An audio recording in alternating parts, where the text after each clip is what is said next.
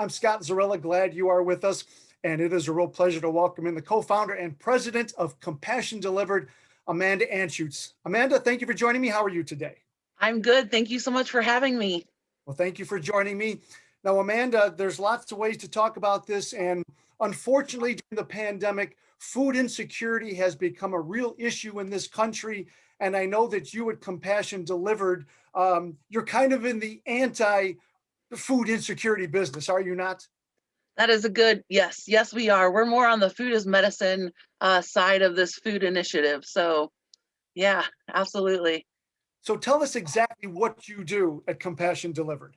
Sure. So we provide healthy meals to people who are dealing with life-threatening or terminal illnesses for free here in Stark County. So they get weekly meals from us. Every week they get all different types of food items to just help them as they cope through their life-threatening or terminal illness.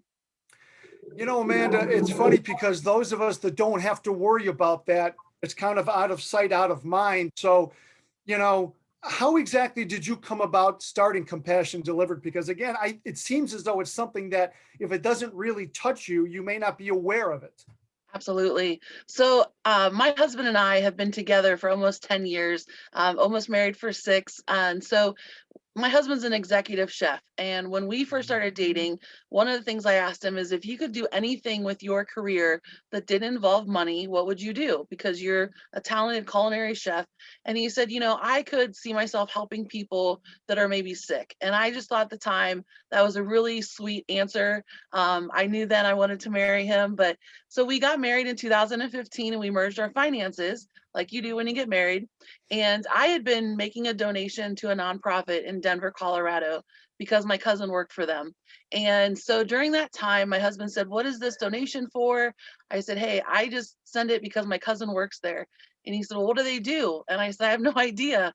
So obviously I'll send you money if you need it. But anyways, so I made a phone call to my cousin and asked, "What does the organization that you work for do?" And he shared that they're in Denver. They were 25 years old at the time. They provided healthy meals to people who had life-threatening or terminal illnesses. And so when I told my husband, he immediately said, "Let's find an organization or a nonprofit here in Northeast Ohio that we can support, volunteer, give our time for." And so we wanted an organization that specifically helped people who had been diagnosed with a life-threatening or terminal illness. And that's anything from like cancer, heart disease, end-stage renal failure, ALS, MS. The list is pretty large. And what we found was there wasn't an organization that specifically helped those individuals. And both personally, my husband and I have had aunts that have had breast cancer. My grandfather had Lou Gehrig's disease. So we know exactly the struggle that somebody faces when they've been diagnosed. So in 2000, at the end of 2016, we said, okay, with all of our research, we didn't find an organization that we could support. Let's do it. And at the time, we found out that here in Stark County, between both hospitals, there were 2,200 people that could benefit from our services in 2016.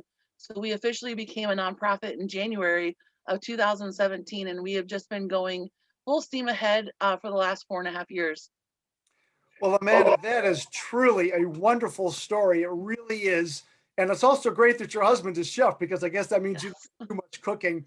right. Amanda, I also understand that recently you reached 10,000, the 10,000 meals milestone. Congratulations on that. Tell us about that, what it was like to reach that milestone. That was amazing. We actually didn't think that we were going to come to that milestone as soon as we did, but because of COVID last year, we just became busier than we have in the years past because the need just continues to grow. It's not going away. People are getting diagnosed every day, and so that need continues to grow. And so we were so excited to realize that we would be hitting that milestone in May, and it was a great celebration. It shows that we've had great success with people supporting our organization. We are a donation-based organization. So the money that comes in goes right back out to the people we serve. So that means that not only did we make 10,000 meals, that means that people gave their resources and finances to help us make sure we could provide 10,000 meals. So that was really, that just shows that our community is a great place to just, rally behind the need that we have. So we can't wait to reach the next goal. We'll celebrate at 25,000 meals, and we're projected to hit that sometime next year. That is terrific. Now, you mentioned other folks. And again, as I mentioned earlier in the interview, that a lot of people out of sight, out of mind, maybe aren't aware, but now that they are, or the people that are impacted by this and would like to be involved, how can they reach out and contact you to maybe be a part of it as well? Sure. So the best way to reach out to us is via our website, which is compassiondelivered.org. All the information on there is going to tell you how to volunteer, how to donate, more information about our resources. If they need meals, all that is on there. It's the best way, or they can call us locally, which is 330-575-0996. Amanda Anschutz from Compassion Delivered, thank you so much for the time. And that is really great to hear what you're doing in the community. Thank you so much. Thank you for having me.